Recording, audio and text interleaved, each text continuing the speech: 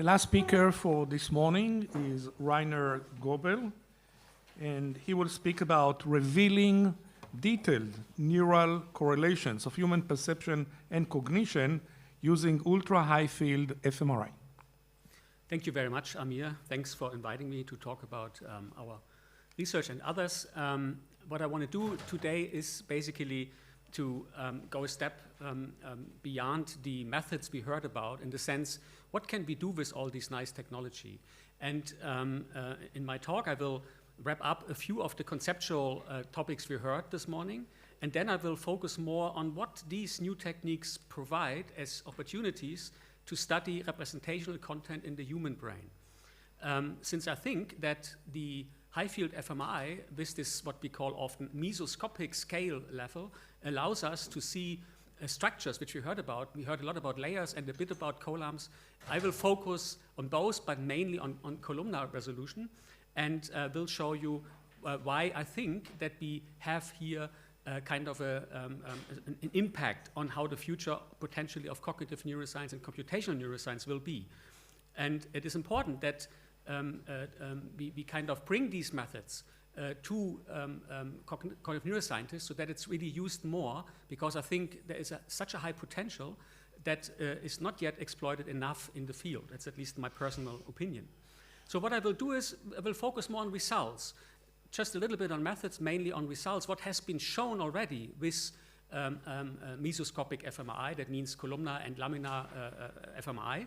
And then I will even go a bit further and show you some new studies, some very recent studies, which point in the direction that we can even investigate in a new way conscious experiences using these kind of ultra-high field MRI studies.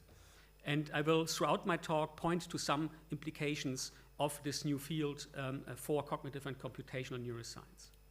So first, I want to stress that if we have methods which more and more deeply invade into higher resolution, we can say that we can better relate different scales of the brain or activity in the brain to each other, and we can use maybe more finer spatial scales and what's happening there to explain what's happening on a lower spatial scale, which gives us much more predictive power and kind of explanatory power to understand phenomena at a higher level.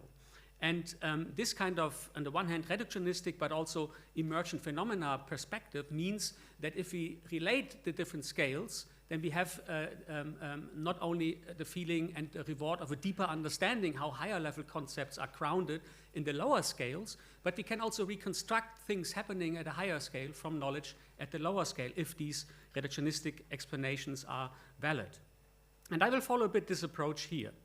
And to kind of stress a bit what this kind of high resolution, high field fMRI brings to the field, I show here a slide which shows that and compares a little bit conceptually what the gain is from traditional fMRI to ultra-high field fMRI. For example, here is the resolution scale of, say, 2 millimeter or higher, which we obtain by conventional MRI, 3 Tesla, both for structural scanning and functional scanning. Unfortunately, my mouse doesn't work. Is there a way to get the mouse work? If not, probably not. No. I will try this out. I will point to things. You see here what we can achieve with conventional MRI at a macroscopic scale. And now if we increase the resolution in the sub-millimeter regime, people always think, okay, then you get your voxels a bit more higher resolved, and maybe if you do not use bigger voxels, a bit better signal to noise eventually. But the point is here that we get a qualitative change, not a quantitative change, because with a slightly increased spatial resolution, which is, as we heard this morning, very effortful to get from the physics and analysis point of view, but if we get this kind of from a few millimeters down to sub-millimeter spatial scale, we see new things. We have new windows on the brain because we can reveal lamina, as we have just heard in the last talks, but also columnar structures, as we heard in a talk from Amir and others. So that's very important, that we kind of not only get more of the same, but we get qualitatively new structures to image. And these structures can help us also to link fMRI better to animal research. Because, like Renzo showed earlier, we have here a bridge between lower scale methods like electrophysiological methods, optical imaging, which kind of reach up to kind of resolutions of columnar and laminar scale. And that's now where we can shake hands from the animal research to the human research and relate things better to each other. And I think that's another advantage of this field. So, but why is this all possible? We heard this before, so I will be very brief on some concepts. But I want to just point out that the columnar concept was often criticized, especially from Horton and colleagues, and not that this doesn't exist. Of course, you observe them empirically. The point is whether evolutionary columns have a value. There are species without column who have also very good, say, vision or haptic sense. So has the column a certain deeper advantage of organization? That's an open question still, but I have to say that for fMRI, I don't care. So what we for high-resolution fMRI just want is that neurons with similar response profiles cluster.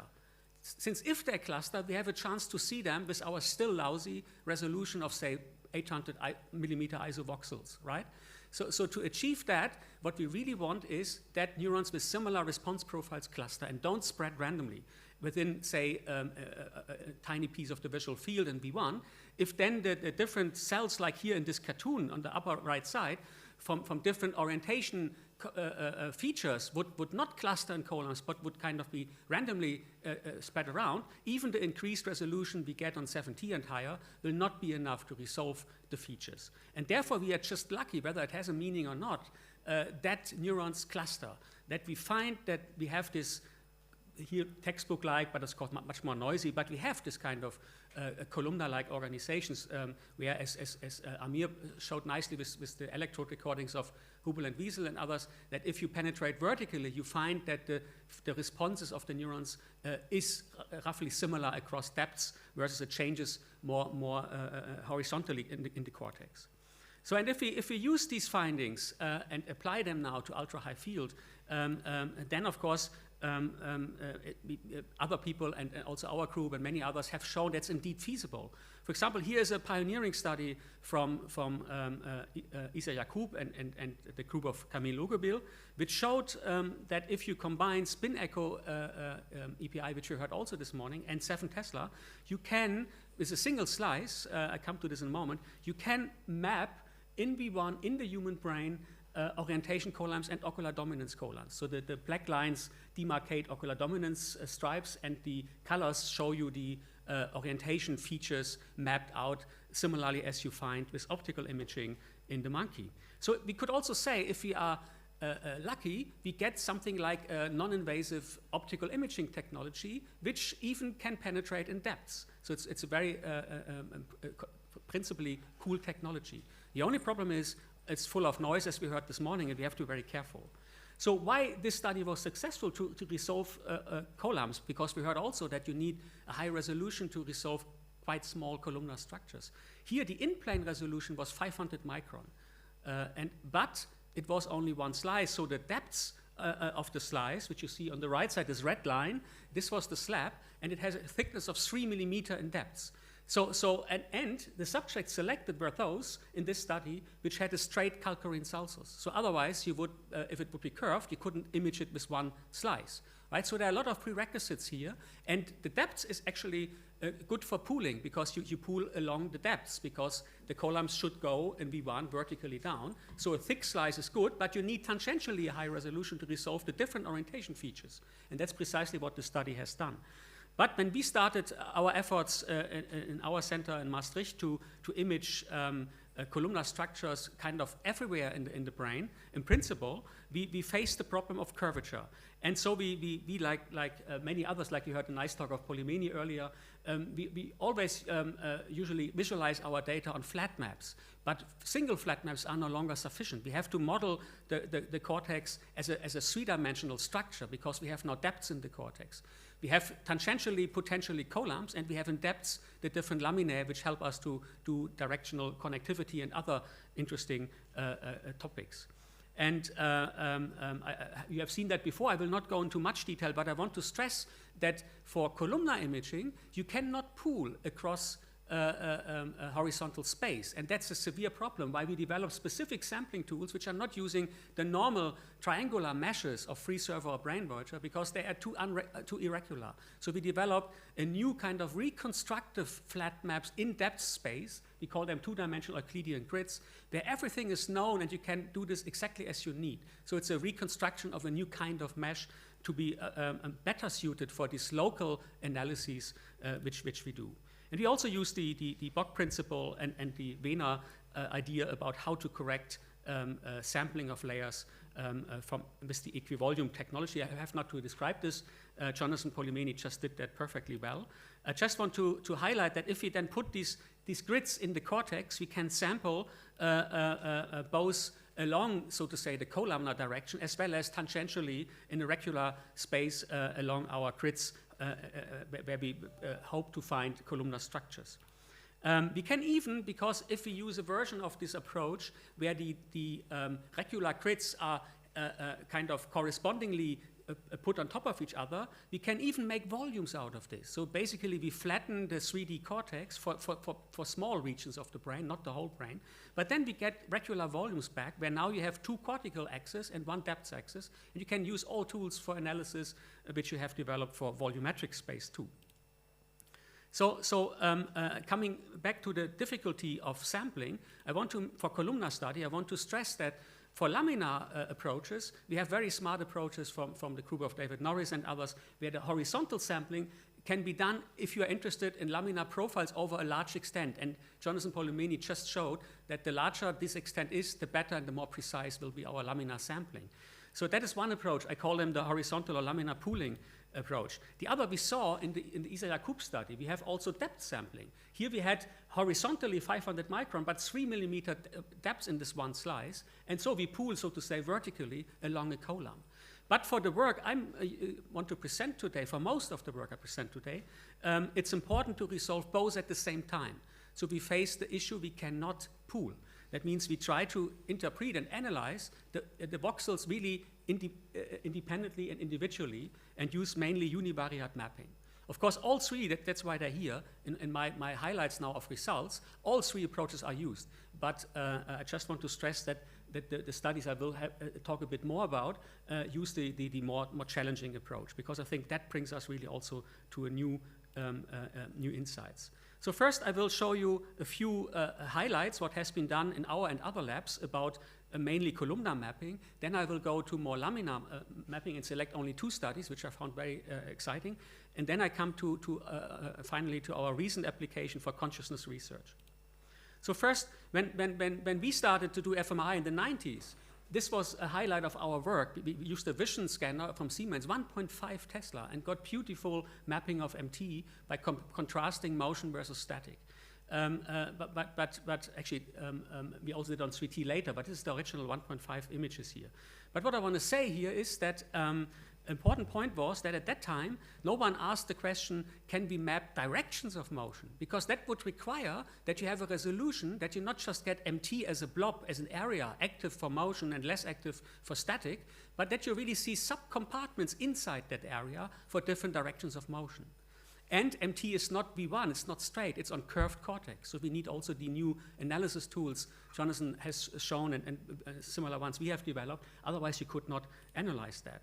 So the question has now turned with high field imaging in the question, can we map the features in human MT with 7 Tesla, and this is direction of motion. So we tried that, and if we used motion directions in different 8 different directions, using actually the model which Scheimhoff has presented this morning. We used it actually for our study some years ago, a very early version. We re-implemented that. And we predicted that for direction of motion, the resolution we had at that time, 0.8 millimeter isovoxels, is not good enough to resolve the columnar structure using the Scheimhoff model, which we saw earlier. So what we did finally, and Scheimhoff was contributing to that, and Amir. So what we did at the end, we pooled opposing directions of motion, because that gives you bigger assumed or expected clusters, bigger columns. Because from the animal literature, from Albright and colleagues, in this very idealized model on the right side, you see that opposing directions of motion neighbor each other, so that you get together. If you just look for axis of motion, it means motion like here and motion like here is one feature, motion like here and motion like here is another feature. You get bigger clusters if you look for what we call axis of motion. So we did that, and you see here the result. You see on the left upper side this little piece of colored cortex. These are the depth layers we put in MT, in the human MT, mapped MT, localized MT. See this a bit zoomed in on the right side. And the lower side, you see two depth planes. With this grid technology here, they're just flat grids. You can just visualize them as is. And you see now the different axis of motion colors. So these are 4 different axes of motion mapped. So these were the first maps an extrastriate cortex of columnar organization in the human brain. And that was very encouraging to move on to other pieces of the cortex. Also important is that the tuning curves we found for the voxels sampled for different axes of motion looked unimodal, and the full width FR maximum was similar to what we expected from the monkey research. So we were kind of succeeding in this first approach to map another area, not V1, the features inside. Then we moved on, for example, to disparity, just to show, and actually I come to disparity in V2 in a second, but first I want to stress here we looked for disparity in MT, because MT has not just one map, it's not just direction of motion, has also maps for disparity, for depths. So you not only see with MT that something moves a car from right to left, but you also see with MT in parentheses how far the car is away, the depths, the distance of the car, right? And so we mapped in the same area and the same subjects disparity. Disparity means you look with 2 eyes and you basically get 2 images on the scene, and from this your brain can calculate some distance, some depths in the scene. You know, and you see this here, another example, and we basically followed again work on animal literature, and I told you we can link animal to human research, so we followed clearly a paper from De Angelis and Newsom, and basically redid this now with high field imaging in the human. And we also expected, like on the right side, these kind of colored green, yellow, red zones are a fixation plane, and more far away and more close should be larger columns detectable in MT. And actually we found these, exactly. We found a very, very nice columnar organization for depths now in the same region of cortex that we found in the same subject different maps for direction of motion or axis of motion.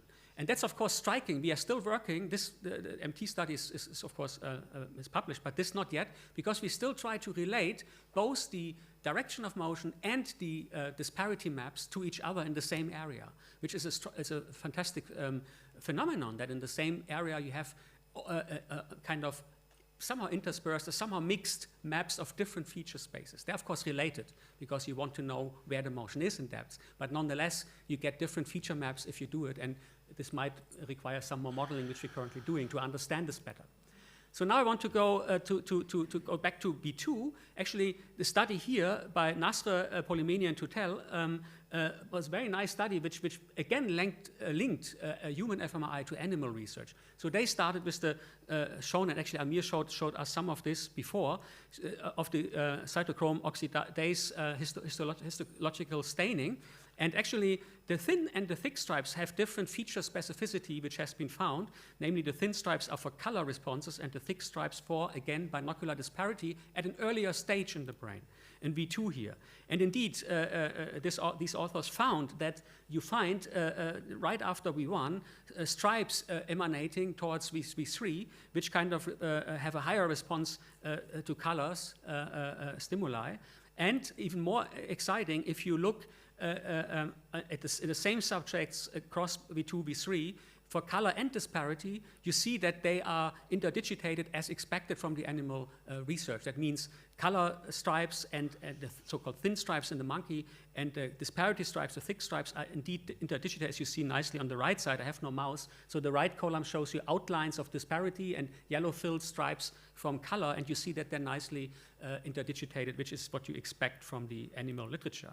So we can map the cortex in various feature spaces. Here's another one in the auditory cortex. So in work from De Martino, Formisano, and colleagues in our group in Maastricht, you see here that we can image and map with grids over the Herschel gyrus. On the left upper side, you see grids on the auditory cortex, and we can find indeed that these kind of tonotopic maps, which kind of respond to different sound frequencies, and the color shows you low to high frequencies, is nicely mapped there. And you see on the right side, indeed, that they penetrate vertically. So the frequencies in A1, in the primary auditory cortex, are nicely organized in a columnar fashion, whereas if you go around in the belt regions, you do not find very nice columnar organization. So that shows also that we can now use fMRI to go also in areas where we might not have animal data available, or the human areas are different than in the animal. And then we can now start, if we now trust the methods and trust this kind of technology, we can also go and reveal new features in new areas, and that's very exciting in my opinion.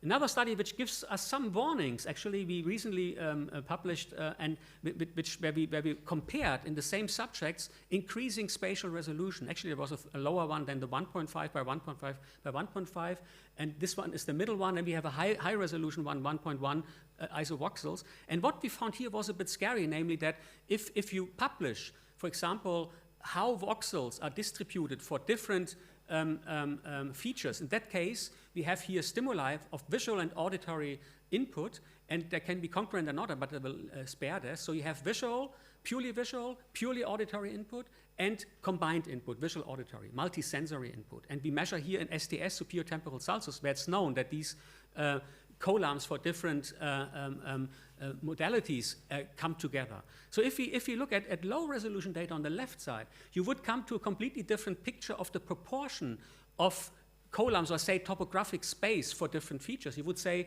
most is auditory, much more.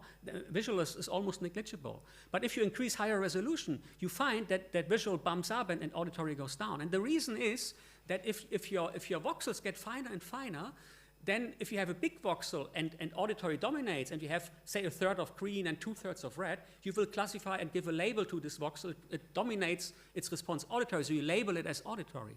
So that means we need to come closer to the true expected organization. We need to do the modeling, as we heard from Chaimov, also in such areas to predict what is the right resolution to understand these kind of columnar organizations. And when we pushed it higher and higher, we found that we got to a more steady state, which is also distribution expected again from animal experiments. But you see on the right upper, just look at the right upper graph and compared to the left, the sensitivity and specificity boosts a lot, because if you now sample with higher resolution from a column which is really purely visual or auditory, you get basically only response for that modality and not for the other at all, which you never see if you have 3 millimeter or 2 millimeter voxels. And even more, we for the first time found what the multisensory community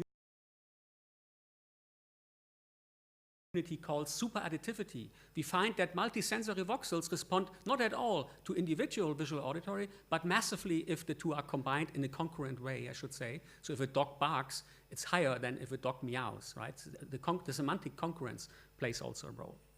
So now at the end of my talk, I want to tell you a little bit where I think that this field is heading to, namely to bring also something more and more to the cognitive psychology, cognitive neuroscience people. And I think that some of this we have already heard in the talks. If we look at the directional connectivity from Renzo, from Jonathan, from many people before. But I want to go also, after showing you 2 other studies not shown up to now, on laminar fMRI. I will then go to columnar fMRI and how we can study consciousness. So first on the laminar fMRI, this I will skip because of time. Here's again a nice study from David Norris' group. Actually, Floris de Lang is the senior author here, and Koch the first author. Very nice study, which I found extremely elegant, where they studied top-down effects and the laminar resolution when you make a Canisa Pac-Man-like figures, rotate like on the left upper side, rotate them in a way that you get an illusory figure. You see this kind of triangle in the middle of these inducer Pac-Mans. And in the right side, when you just rotate them differently, you do not see this inducer, right?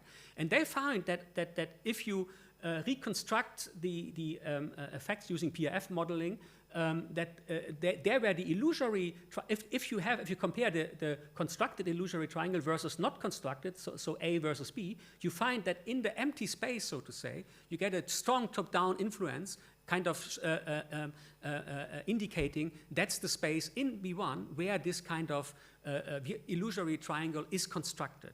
Right? There are many details in that study. I have not the time to go all into these, but this is one very elegant study demonstrating how you can use now laminar fMRI to study something very cognitive, predictive coding, top-down modulation, expectancy, attention. All these phenomena become now in the reach of research for cognitive neuroscience. I will just show a point of the upper figure because here he sees very nicely, and that's a little bit for me puzzling. Their effects were in the deep layers. You see, the green curve is higher for deep layers than for the control stimulus, whereas in the study I show next, we find in the study that upper layers play a more important role. So we have to find out why different researchers find very nice laminar top-down effects, but in sometimes in upper, sometimes in lower layers. And this is the study I want to go to from Lars Mukli in Glasgow. And what he did was, again, also to look for top-down effects, contextual effects, in area V1. And what he did is, in an older study, he used MBPA-like techniques, decoding techniques, to classify from the activity in V1 what a person sees on the screen, which has been done hundreds of times. But on the right side, this is the cool stuff, he occluded a quadrant. You see in the test column on the right side, you see this lower white square. And that shows that in this experiment, there was no stimulus to the right lower quadrant. And nonetheless, he used the voxels in V1, in the left upper quadrant in the visual cortex V1, which is not stimulated, but he still could decode what the person sees on the screen. So how is this possible? So the idea is that if you see an occluded image, it runs up the visual hierarchy. It is completed to some extent. For example, in the car scene, you know at the right side must be car features, right? So you kind of complete that. Then you project this down into V1, including the region which is not stimulated. And then in this region, you can then from the activity, top-down activity, still classify what image a person sees. And this was not a laminar study, so we've joined forces and combined and did this work using laminar resolved fMRI, and we found that if you show the full pictures in this kind of quadrant, the voxels, you see the red line on the right side, that the middle layers, which are in the middle of the curve, are decoding what people see close to 100%, and the upper and lower layers are also very good if you have the full stimulus. But if you look at the green line, that's the line which corresponds to the lower right green stimulus, and only voxels are used which are not bottom-up stimulated. And you see that at the very right side, the accuracy goes up sharply, and these are the superficial, the upper layers, right? The superficial layers. So these are able to still tell you, although there is no bottom-up input, what is currently seen. And since we now have a laminar resolution, we can say that the information is contained for MBPA in the upper layers. That's what we can add to the previous non-laminar study to that. And if we look at other subjects, we have a consistent picture. So always the upper layers basically contain this information. So now, finally, I want to talk about the last experiment. And in this experiment, actually Marian Schneider in my lab, PhD student, and we basically wanted to see, can high-resolution fMRI contribute to investigations of consciousness? And what we did here, just to wrap up a bit, is to look in phenomenal consciousness, P-consciousness from that block. And just that we're all at the same page. Consciousness, you find hundreds of definitions, of course. Just a simple one. Consciousness is the state of being awake, thinking, and knowing what is happening around us. I mean, that's obvious, right? The more interesting thing is that for neuroscience, the consciousness problem has been divided into two aspects. One is called the easy problem of consciousness, which I find very hard, by the way, but it's called the easy problem of consciousness, namely to explore the neural correlates of consciousness, so the minimum neural mechanism sufficient for any one specific conscious percept. So that means that if I can say, if this piece in the brain is becoming active, the person will have this and this conscious experience, right? So it's you try to really map the conscious experiences onto neural correlates, onto activity. This can be networks, can be within small things, it can be a neuron. Probably not, but it could be in principle. So that's not defined here. It's only defined that you establish this neural correlate. This neural correlate of consciousness is abbreviated NCC.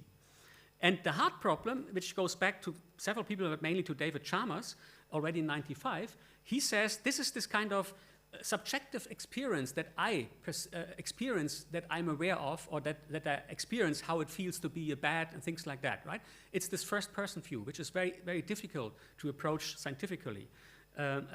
So you quantify somehow the subjective experience of consciousness. I will talk more now about the easy problem, but in a quite challenging way, namely in the way of content-specific neural correlates of consciousness. And again, David Chalmers in 2000 wrote, arguably the most interesting states of consciousness are the states of subjective experience that humans are in at any given moment in time. So it is very related to the hard problem, but we don't say that we can explain that, but we say for these hard problems, these first-person experiences, we find the neural correlate somehow, right? This is the idea. And many people, including Christoph Koch, Marcello Massimi, Chalmers, many people were involved, have set up a research program. How do you find content-specific neural correlates of consciousness? And the idea is actually very similar to fMRI studies, where you have a localizer and a main experiment.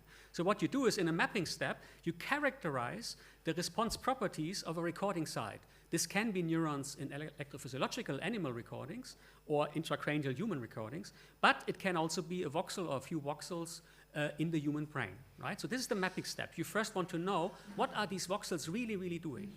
But this is not enough for a neural correlate of consciousness. You need something which works on top of that. And what they come up with, it is one way to do it, is to use ambiguous stimuli. Right? This is one way to study consciousness. Because the most important aspect is that you expose a subject now of a multi-stable figure or binocular rivalry where you have two different interpretations. And it's then not the physics which determines what you consciously perceive, but it's your own brain which decides to see this or this one has this content in his mind or that content in his mind.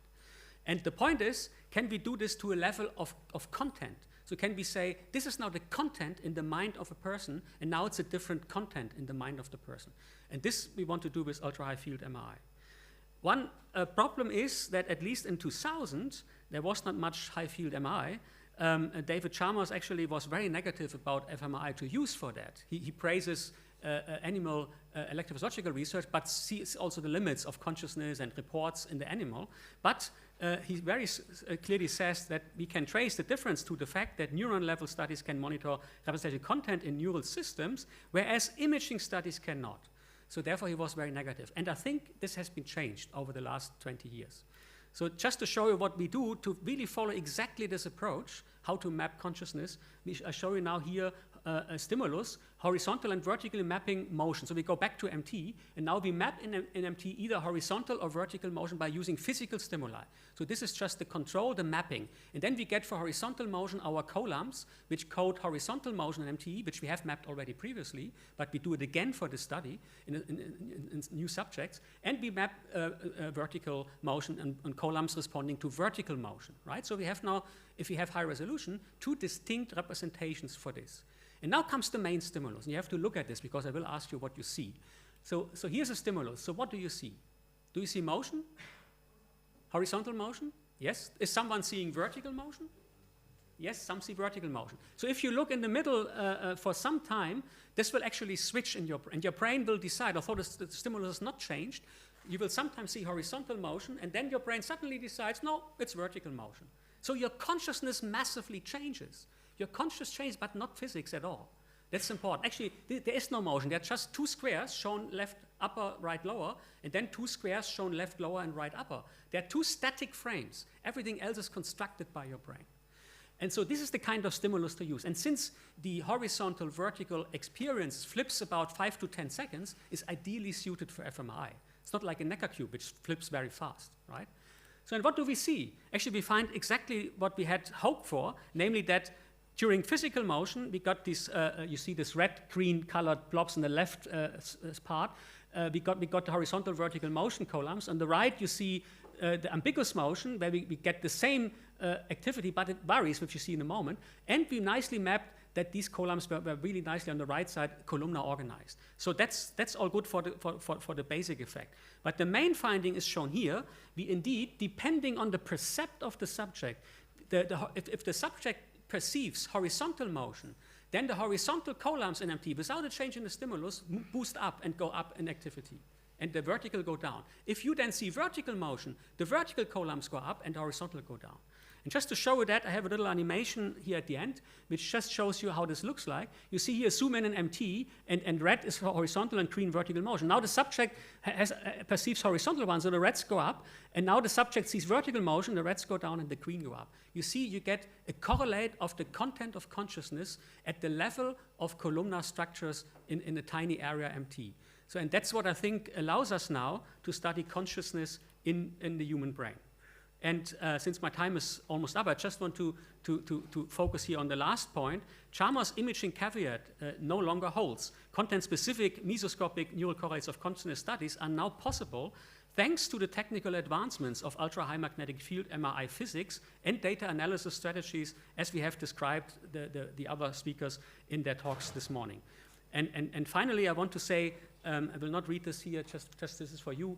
I just want to stress that the impact of high-field MRI, not only to solve basic problems, but to really go beyond and shake a bit what we can do to understand cognition, representations in the mind, is opened by this field, and I'm very excited to see where this field is going. Thank you very much.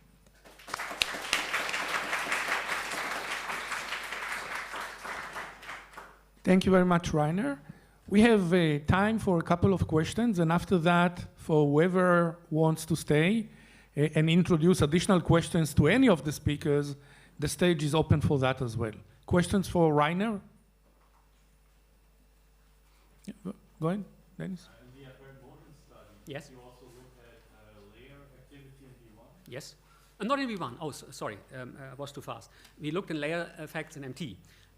We are now looking at that because we basically know from previous studies, from Lars Mukli, for example, that if you have apparent motion, left-right, for example, you can image in V1 the top-down modulation effect as a kind of striped pattern between the two inducer stimuli. So therefore, yes, this is a good idea. It has been done already in another study, but not at layers. So we plan to do this in the future on layers. I want to stress that if you look at this interaction between V1, V3A, MT, you find by modeling, by a lot of studies, actually I started these in the 90s to look in apparent motion, we find always that MT is, I would say, the creator of the percept. Whereas if you then have this percept, so the V1 and V2 don't see this distant squares, there's 5, 10 degrees apart, right? They don't see that. So the phenomenon of apparent motion is constructed in MT, according to the best models at the moment, and then, but the created movement left, right, or up, down is sent down to V1. So what we plan to do in the future is to have a laminar resolved upper layer which show us, so to say, horizontal versus vertical traces in V1 at the corresponding positions. But we haven't done it yet. David, please. Very nice. We know anatomically in non-human primates that the projection from V1 to MT originates most strongly from layer 4B. Mm-hmm. If I remember right, an earlier laminar analysis suggested the correlations were strongest between superficial V1 layers and MT. Am I remembering that correctly? I think this is Jonathan's study, right? Is Jonathan here? Yeah, Jonathan. No? Did you not show this that you get? No, you looked V1, V2, or did you look V1? No, you looked also to MT. Yes. Did you find there this pattern that the upper layers correlated mostly with middle layers in MT? Was it? The correlations between MT and V1 were strongest from superficial Yes. rather than layer 4B. And I'm wondering, have you been able to look at that yet in your data? It's a good point. I have not looked at it. Might be that Jonathan Polimeni can tell you more, but I haven't looked. We looked at V1, V2 and looked there laminar connectivity, but not yet MT to V1. Yeah. But it's good idea to look for. Renzo, do you have data on that? John pointed to you. Do you have data on this? Well, I found it very hard to look at direction connectivity when your seed region and your target region is across layers, because I believe like, most of the activity we see, the fMRI is input, right? It's the post-synaptic activity. So when I pick a seed region, I usually pick the seed region across the entire cortical column, because I wouldn't know like which kind of circuits this refers to. So I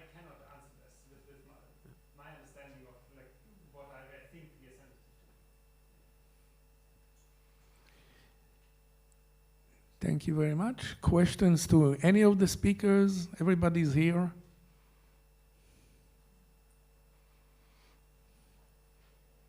So thank you for all the speakers. And